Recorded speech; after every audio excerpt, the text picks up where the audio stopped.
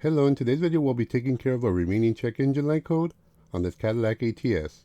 We just replaced our VVT solenoid on it, which has had 3 codes triggering our check engine light. So this solenoid here should take care of 2 of them, which are P0010 and P0011.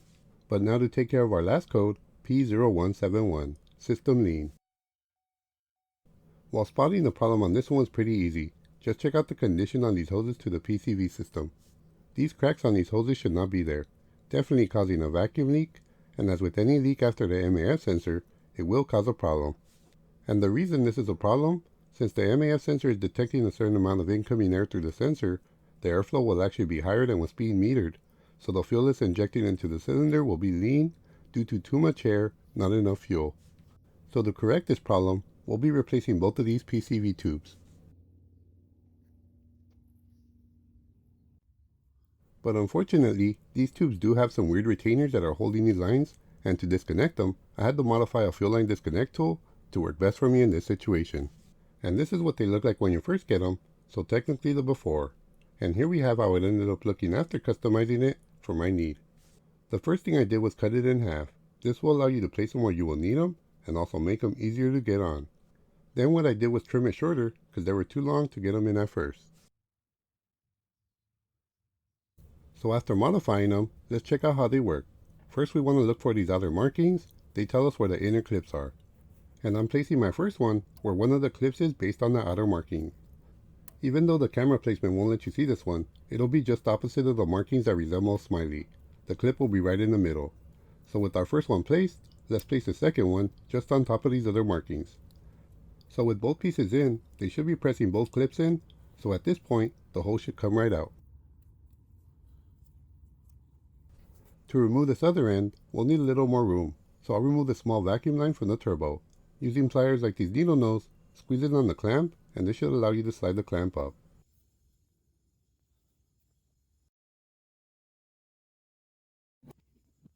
With the clamp out of the way, let's pull up on the hose, rotating it free if you have to.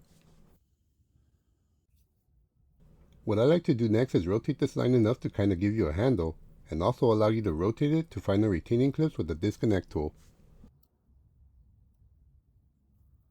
At this point, let's go ahead and install our fuel line disconnect tool.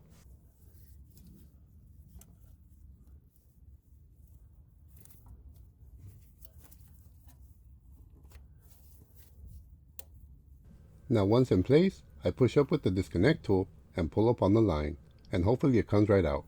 But if it remains in place, rotate it a little bit more and try again.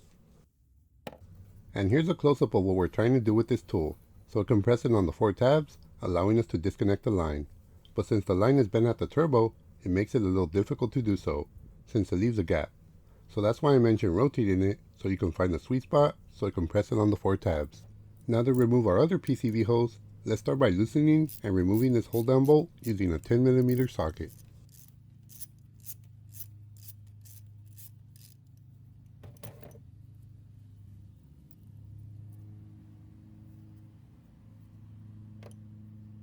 With that bolt off, let's disconnect this end attached to the intake pipe. To disconnect it, we'll want to lift this tab a little, then pull it back like this. This will allow you to separate the line.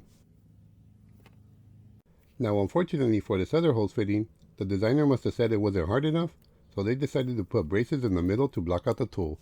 So to get this one off, I will have to manually push in the tabs using picks, since I wasn't able to get the fuel line disconnect pieces in between.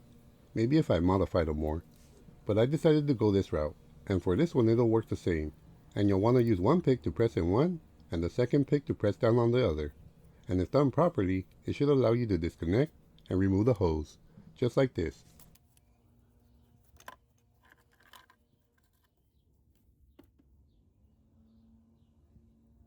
And here we got a close-up of the 2 tabs that we gotta press in with the picks to get them to disengage from the fitting.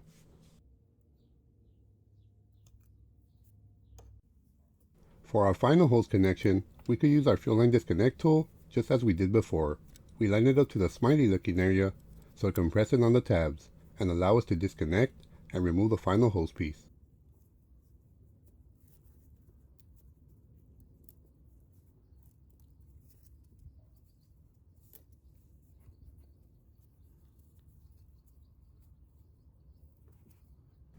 If you're finding it difficult to disconnect these fittings, a good trick is to push it on the hose.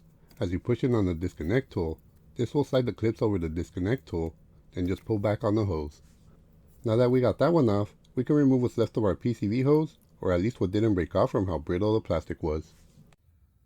And here we got our new replacement piece, plus the part number.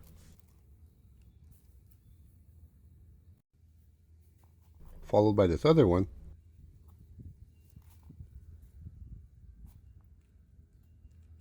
Now to reinstall them, this will be so much easier.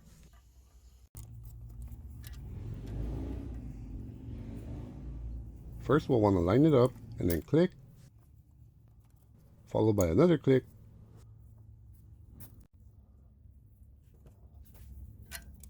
install this bolt loosely by hand,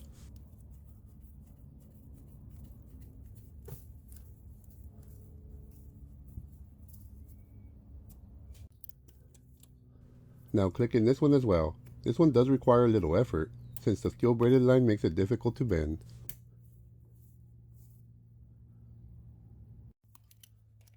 And finally tighten the bolt.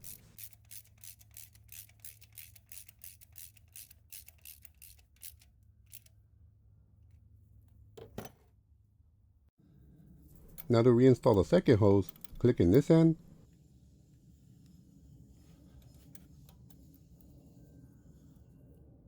followed by this other.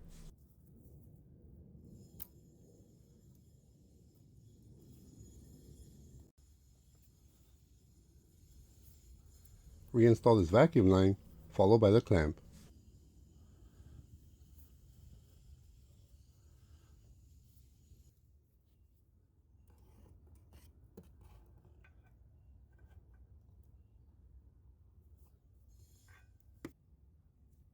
And finally, remove the oil fill cap so we can reinstall the engine cover.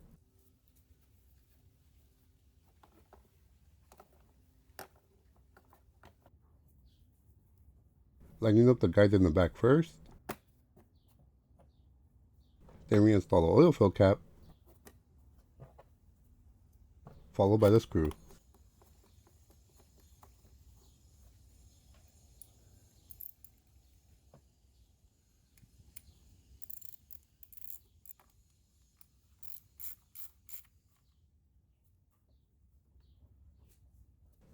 Well, that'll just about do it for this video. I hope you were able to find it helpful and informative. If so, please click that thumbs up button to support my video and my channel. And please subscribe if you haven't done so.